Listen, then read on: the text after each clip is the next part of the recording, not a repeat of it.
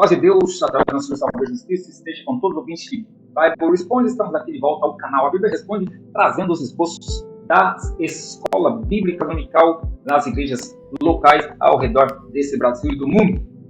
Para você que é um amante das escolas dominicais, assim como eu sou, cresci nas escolas Bíblica Dominical, ali participando também, dando aula desde meus 14 anos, gosto de aprender, estou aberto a estudar e aprender todos os conteúdos de todas as revistas bíblicas da Escola Dominical que eu posso encontrar. Para você que é assim, amante da Bíblia, como eu, você está no canal certo.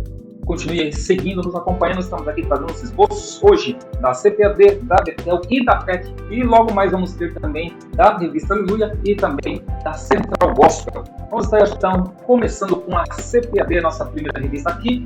Nesse trimestre estudando o corpo de Cristo, origem, natureza e vocação da Igreja de Cristo, da Igreja no mundo. Esse é o primeiro trimestre de 2024 que estamos aprendendo sobre o corpo de Cristo. O nosso sumário aí temos que nós já passamos pela lição 1, lição 2, lição 3, lição 4, lição 5. Domingo passado foi a lição 6 falando sobre igreja, organismo e organização. E hoje estamos então trazendo lição 7, que é o ministério da igreja, falando que cada um membro desse corpo tem um ministério que é dado pelo Espírito Santo. E essa lição 7, a dia 18 de fevereiro de 2024, que traz o ministério da igreja textual, está registrado em Efésios capítulo 4, versículo 11, que diz: e ele mesmo deu uns para apóstolos, e outros para profetas, e outros para evangelistas, e outros para pastores e doutores. Aqui mostrando os ministérios dentro da igreja que é dado pelo Espírito Santo, que diz: e ele mesmo deu uns para isso, outros para aquele. Então, não são todos os membros iguais. Assim como um membro do corpo, nosso corpo humano,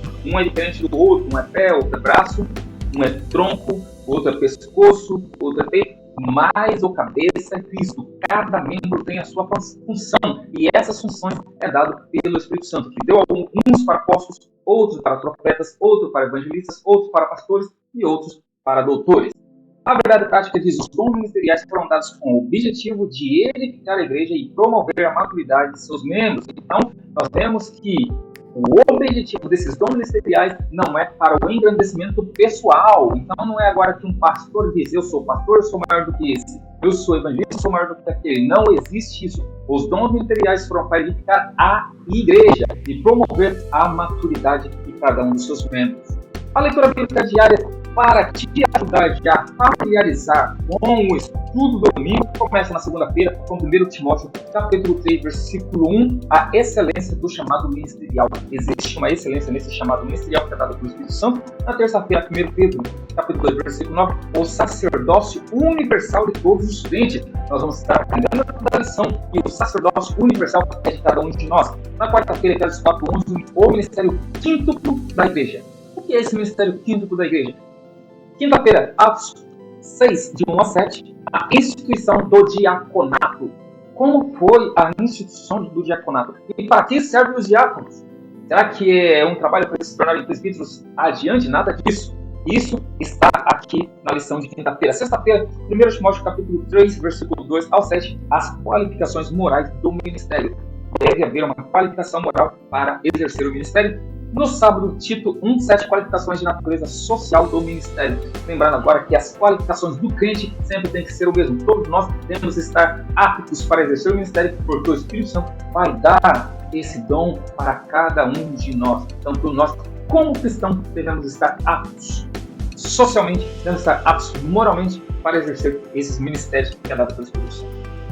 A leitura bíblica em classe dessa lição está em Efésios capítulo 4, versículo 11 ao 16, que diz: e ele mesmo deu uns para apóstolos, e outro para profetas, e outro para evangelistas, e outro para pastores e doutores, querendo o aperfeiçoamento dos santos, para a obra do ministério, para a edificação do corpo de Cristo, até que todos cheguemos à unidade da fé e ao conhecimento do Filho de Deus, a varão perfeito, à medida da estatura completa de Cristo, para que não sejamos mais meninos, inconstantes, levados em roda por todo o vento de doutrina, pelo engano dos homens que com astúcia enganam fraudulosamente. Antes, seguindo a verdade em amor, pensamos em tudo naquilo que é a cabeça, Cristo, do qual todo o corpo, bem ajustado e ligado pelo auxílio de todas as juntas, segundo a justa operação de cada parte, faz o aumento do corpo para sua edificação em amor. Nessa leitura de Efésios capítulo 4, versículo 11 a 16, já compreendemos toda a estrutura do corpo de Cristo, que somos nós, os membros. cada um com a sua função, cada um com o seu ministério dado pelo Espírito Santo, para que todos nós, os membros, com nossas funções, cheguemos a uma unidade, a qual o cabeça é Cristo. Muito importante essa lição 7 desse próximo domingo, e começa com o tópico 1, o ministério sacerdotal de todo crente. Agora vai mostrar nesse tópico 1 que o ministério sacerdotal é de cada um de nós que somos crentes em Cristo Jesus. No primeiro subtópico mostra o sacerdócio no Antigo Testamento, mostrando então que no Antigo Testamento era diferente. Primeiro começou com o patriarca da casa, que era o sacerdote do lar, onde ele oferecia, temos isso em Jó, inclusive, onde ele oferecia sacrifícios por todos os filhos. Depois do Monte Sinai, Deus instituiu agora um sacerdócio para toda a nação, que veio aí ser então todos da casa de Arão. Esse é o sacerdócio no Antigo Testamento. No subtópico 2, vem trazendo uma doutrina bíblica confirmada agora no Novo Testamento. Cristo como o sacerdote universal, segundo a linha de Melquisedeque, agora diferenciada do sacerdócio do Antigo Testamento, agora mostrando que cada um de nós temos o papel de sacerdote, onde Cristo, uma vez, ele ofereceu o sacrifício vivo, ele mesmo, para a purificação de todo o pecado, mas agora nós somos esse sacerdócio, essa espécie de sacerdote, aonde nós agora oferecemos o nosso próprio corpo em sacrifício vivo para Deus. No subtópico 3 traz uma doutrina bíblica resgatada na Reforma Protestante. Agora, uma vez que foi mudada, aonde dentro do episcopado traz então a figura papal como esse sacerdócio, como esse sacerdote para todo o povo diante de Deus, mas agora na Reforma Protestante foi resgatada uma doutrina bíblica onde cada um de nós somos esse próprio sacerdote. E o tópico 2 vem trazendo a estrutura ministerial do Novo Testamento. E o primeiro subtópico 3, o ministério quíntuplo. O que é esse ministério quíntuplo? Nós vemos então ali, lendo aos Efésios capítulo 4, esse ministério quíntuplo, onde diz que Deus pôs na igreja apóstolos, profetas, evangelistas, pastores e mestres. Por isso diz ministério quíntuplo, cada um com a sua função. E quem são os apóstolos? Alguém enviado em uma missão. Obviamente, tem que ter, estado com o Senhor, é o que diz ali, visto o Senhor Jesus, ter operações de sinais e maravilhas. No Novo Testamento, então, esse é o apostolado, visto, mas com uma função do que um ofício. Essa que você vai estar aprendendo dentro do que é um apóstolo. O 2, o segundo, diz, ou melhor, a letra diz, o profeta. Quem era o profeta? É aquele que era alguém inspirado e autorizado para falar em nome de Deus. Deus, então, colocando a sua palavra na boca de um dos membros da igreja. Esse, então, era o profeta também ali, um dom ministerial dado pelo Espírito Santo. E aí, então, temos também a figura do evangelista, alguém cujo ministério é centrado na salvação de almas, aquele que é enviado a estar ali pregando o evangelho para a salvação de almas. Os pastores e mestres é aquele que possui a função de apacentar e também a função de ensinar. Dons ministeriais dados por Deus, para cada um do jeito que ele quer. Porque Deus conhece o coração do homem. Deus conhece cada um de nós como membro desse corpo de Cristo. Ele conhece e sabe qual é que nós podemos fazer melhor. O serviço de diáconos e presbíteros é o segundo subtópico, onde você vai estar ali aprendendo para o que serve o diaconato, para que serve o presbitério. Lembrando que, biblicamente, o diácono, ele é sempre diácono, o presbítero é sempre presbítero. Não precisa ser diácono para ser um presbítero. Biblicamente, nós vamos ver que o presbítero ele já era instituído por Deus diretamente como presbítero, o diácono diretamente como diácono. Por quê? Quem institui é o Espírito Santo e ele sabe como cada um vai trabalhar melhor. É isso que nós vemos ali, o serviço de cada um desses dons ministeriais dentro da igreja. O tópico 3 traz as qualificações para o ministério. Dentro dessas qualificações, o primeiro subtópico traz as qualificações de natureza moral. Agora, quais são as qualificações de natureza moral? Isso é para todo crente. Obviamente, o Espírito Santo conhece a cada um e ele toca naquele que vai, então, ungir para ali separar um dos membros da igreja para esses ofícios. Uma das qualificações de natureza moral: não ser apegado ao dinheiro, ser irrepreensível, não ser avarento. Tudo isso está dentro do contexto da lição desse primeiro subtópico. No segundo subtópico traz qualificações de natureza social. Agora, ele não pode ser soberbo, arrogante, orgulhoso. Ele deve ser uma pessoa que ele esteja pronto a ajudar o próximo. Isso aqui, as qualificações de natureza social. E as qualificações para o ministério, qualificados para o ministério. Então, aqui traz o terceiro subtópico, que traz que, de acordo com as cartas pastorais, podemos afirmar que há qualificações claras para os ministérios que é dado, né, que é separado para exercer esse ministério. Lembrando, o Espírito Santo é quem dá os dons, mas obviamente são separados obviamente, por um líder que vai então estar ungindo para que exerça certos cargos ministeriais dentro da igreja. Você vai estar aprendendo dentro dessa lição 7 e vai estar fazendo aí os ministérios dentro da igreja, dentro do corpo de Cristo, e você tenha uma boa aula, estude, esteja preparado para que você possa não somente aproveitar, mas também ajudar todos aqueles que estão ali com você participando na sua igreja local. Boa aula, que o Espírito Santo te ajude, que o Espírito Santo te ajude, te ensine e esteja com você e todos os demais nessa próxima aula. Deus abençoe. Os estudantes da revista estão fazendo aí Experimento de Família, um projeto de Deus moldando lares estruturados, saudáveis e estabelecendo um legado de valores segundo a Bíblia Sagrada. Essa é a revista desse mês de 2024. Tivemos aí os sumários das lições dos esposos que foram trazidos até agora, lição 1, 2, 3, 4 e 5. Semana passada falamos sobre os desafios de ser família nos dias atuais. E hoje nós estamos trazendo a lição 7 falando sobre família, os cuidados com a era digital e com os idosos. Essa é a lição desse nosso próximo domingo. Lição muito importante aí, falando sobre quais cuidados que devemos ter com a era digital e também com os idosos. E o texto áureo dessa lição traz 1 João capítulo 2, versículo 14. Eu vos escrevi, pais, porque já conhecestes aquele que é desde o princípio. Eu vos escrevi, mancebos, porque sois fortes, a palavra de Deus está em vós e já venceste o maligno. A verdade é que ele diz, é preciso usar as ferramentas tecnológicas com discernimento, equilíbrio e critério, procurando sempre estar atento aos princípios bíblicos. Aqui então falando sobre os cuidados com a era digital e também com os idosos. Falando do quê? João, quando escreveu, diz, eu vos escrevi, mancebos, porque sois fortes. Então, se sois fortes, você tem força suficiente para estar cuidando dos idosos. E ainda diz, a palavra de Deus está em vós e já venceste o maligno. Então, cuidado com as coisas que são desse mundo, tendo discernimento, equilíbrio para usar tudo com sabedoria e para a glória de Deus.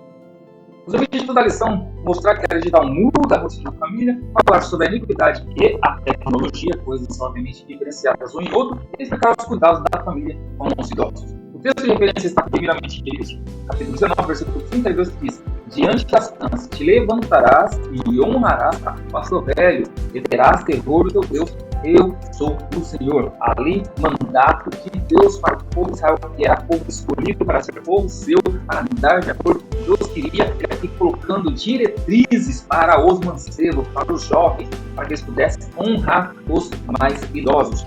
E aí, em 1 João, capítulo 2, versículo 15 e 16, 17, diz, não há o mesmo mundo, nem o que no mundo há. Se alguém é no mundo, o amor do Pai não está nele, porque tudo que é no mundo, a concupiscência da carne, a concupiscência dos olhos e a soberba da vida não é do Pai, mas do mundo. E o mundo passa e a sua concupiscência, mas aquele que faz a vontade de Deus permanece para sempre. Aqui, trazendo aqui de acordo com quais são os cuidados com a era digital, tudo isso é passageiro, tudo isso vem, tudo isso vai, mas se nós usarmos para o bem, se nós mantermos na vontade de Deus, nós permanecemos para sempre. As leituras complementares que vai estar te ajudando para você estar inteirado na lição do domingo, começando aí na segunda-feira, Salmos 37, 25, o justo não desamparado, mesmo que você está ali na velhice, você justo não será desamparado. Na terça-feira, Salmo capítulo 90, 12, ensina-nos a contar nossos dias com sabedoria. Quarta-feira, Provérbios 17, 6, os filhos dos filhos são a alegria para os avós.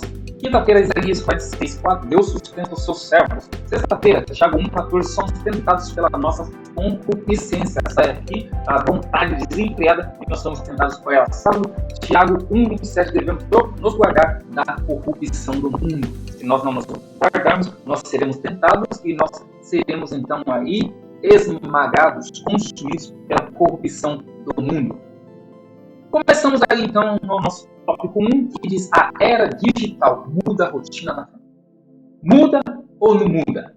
Todos nós sabemos que muda, se nós não termos cuidado, seremos engolidos por essa nova rotina. E então a revista vem trazendo alguns benefícios, alguns malefícios, como cuidar disso para que isso não possa destruir a família. O primeiro subtópico traz exatamente alguns benefícios da tecnologia, o segundo, alguns malefícios da tecnologia. Então você vai ver que tem benefício e também tem malefício. E ainda traz aí no subtópico 3 alguns outros perigos da tecnologia. Além dos benefícios e dos malefícios, oferece alguns perigos que devemos estar atentos, principalmente com nossos filhos, com nossos jovens. O segundo tópico traz a tecnologia e a iniquidade. Qual a relação de um com o outro? Aí no primeiro subtópico traz os embaraços aos pecados nos rodeiam. Então, a tecnologia pode trazer embaraço porque nos rodeia. Se não temos cuidado, a iniquidade está preso ali e pode nos consumir. O segundo subtópico diz: a tecnologia é uma forma de oferecer produtos, trazer distrações. Ali você pode comprar, ali você pode vender e como ali também você pode ter muitas outras formas de prazer e distrações que pode, obviamente, destruir uma família, destruir os servos de Deus. No terceiro diz: a iniquidade entra em casa pela porta da sala. Não é mais pela janela, não é mais pela porta de trás, mas é pela porta da sala. Se não tomar cuidado, obviamente, a iniquidade vai entrar através da tecnologia. Devemos estar centrados na palavra de Deus para não sermos provados quando nós formos tentados. E o tópico 3 traz a família e o dever com a terceira idade. Agora, saindo do tópico de tecnologia, entramos então aí com a idade, ou seja, com os idosos. E o primeiro subtópico traz a compreensão da família em relação aos idosos. Qual é a compreensão que a família tem que ter em relação aos idosos? À luz da Bíblia, porque a Bíblia sempre responde. Compreensão dos próprios idosos. Então, além da compreensão da família, no segundo subtópico nós vamos a compreensão dos idosos. A compreensão de que eles estão chegando nessa idade agora, que é diferente de quando eles eram mais novos, obviamente, está entrando em outro patamar, às vezes de certa dependência, então deve haver uma compreensão do próprio idoso. E no subtópico 3, compreensão da responsabilidade dos idosos. Muito importante aí, tanto para quem é filho, para quem também é pai, estar aí acompanhando essa lição que vem de encontro com as famílias, e que você possa estar estudando, e você possa estar ajudando, colaborando ali na sua igreja local. Deus te abençoe, boa aula e que o Espírito Santo fale mais em teu coração.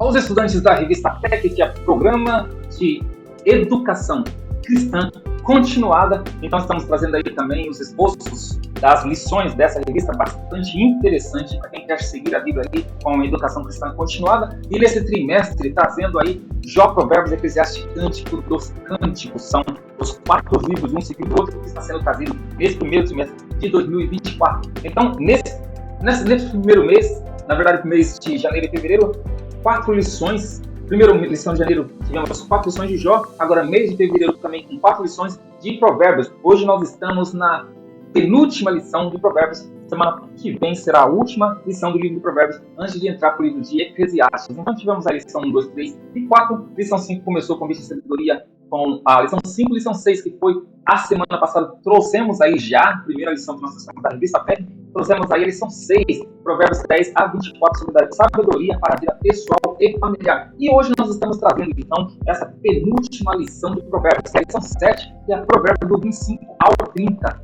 sabedoria para líderes. Qualquer um pode ser líder? Mas quem que é o líder sábio? Tudo isso aí, então, está sendo ensinado nessa revista e nessa próxima lição. Uma lição muito importante para quem aí aspira à liderança. São 7 Provérbios 25 a 30, sabedoria para líderes. O Paulo traz ali Provérbios 28 ao 10, que diz: porque desvia os retos para o mau caminho, ele mesmo cairá na cova que fez, mas os íntegros herdarão o bem. Lembrando então aí que líder é todo aquele que lidera, seja para bem, seja para mal. Então aquele que lidera um reto para um caminho mau, ele mesmo será o primeiro a cair na cova que ele fez. Então ser líder pode ser qualquer um, mas o líder sábio é aquele que obviamente age com sabedoria, porque os íntegros herdarão o bem. Esse é o final ali do versículo 10 do capítulo 28 de Provérbios. A verdade prática de submeter-se à sabedoria divina gera capacitação para uma liderança espiritualmente habilidosa e eficaz. É quando você se submete à sabedoria que seja divina. A leitura bíblica para estudo está em Provérbios capítulo 28, do versículo 1 ao versículo 29. Muito importante de novo, para que você possa estar fazendo essa leitura bíblica para estudo. Está em Provérbios 28. Pegue sua Bíblia, abra no capítulo 28 de Provérbios, e ali todos os versículos do 1 ao 29, para que você esteja aí pronto para essa lição, que é a lição 7 da revista PEC. A aplicação pessoal diz: a Bíblia apresenta um autêntico manual de prática para uma sábia, edificante e exemplar liderança. Pratique quem? Pratique a Bíblia. Porque ali é o autêntico manual para uma liderança eficaz. E será uma liderança edificante, porque será uma liderança bíblica. O tópico 1 dessa lição 7 vem trazendo o perfil de líder sábio. O líder precisa ensinar, esse é o primeiro subtópico, o líder precisa orientar, o segundo subtópico, e o líder precisa perseverar, é o terceiro subtópico. Agora, veja bem, está mostrando o perfil de um líder sábio. A primeira coisa, ele ensina, depois ele segue, ele orienta e ele persevera. Por quê? Porque existe aquele liderado que ele é mais difícil de compreender. Então, ele tem que perseverar em quê? Em ensinar. Perseverar e orientar. Esse é o perfil de líder sábio que está sendo ensinado nesse primeiro tópico dessa revista. Muito interessante. O segundo subtópico traz ali, ou melhor, o segundo tópico traz ali os pré-requisitos da sábia liderança. Então, o primeiro subtópico é a integridade. O segundo subtópico diz a justiça e o terceiro subtópico diz a sabedoria. Lembrando, todos esses subtópicos estão dentro da leitura, dentro de Provérbios capítulo 28 e, no último, obviamente, do capítulo 29. Mas traz ali os pré-requisitos da sábia liderança, a integridade. Então, um líder sábio, ele tem que ser íntegro, ele tem que ser justo, ele tem que ser sábio. Esses são os pré-requisitos para uma liderança sábia. E o tópico 3, as ameaças à sábia liderança. Então, esse líder que é um sábio líder, obviamente, ele sofre ameaças. E quais são essas ameaças? A dissimulação, o mau conselho, a insensatez. Esses são os 3 subtópicos dentro desse tópico 3. Então, ele pode ter alguém dissimulado perto dele, ele pode ter alguém que dá mau conselho e alguém insensato. São pessoas que vão estar trazendo ameaças para uma liderança sábia. Aqui, então, estão conselhos, provérbios para quem quer ser líder e, obviamente, um líder de acordo com a sabedoria divina. Muito interessante lição, muito importante lição que você possa estar estudando, que você possa estar aprendendo e que você possa estar contribuindo na sua igreja local. Deus te abençoe e tenha uma excelente tarde. Para todos os estudantes da Escola Bíblica Dominical que estão nos acompanhando, continue nos seguindo. Vamos estar aí trazendo revista Aleluia, revista Central Gospel logo. E que Deus te ajude, Deus te acompanhe e que o Espírito Santo esteja te ensinando cada vez mais. Continue estudando a palavra de Deus, que traz a providência, que traz tudo de bom para nossas almas. Que Deus abençoe você e veja você na próxima.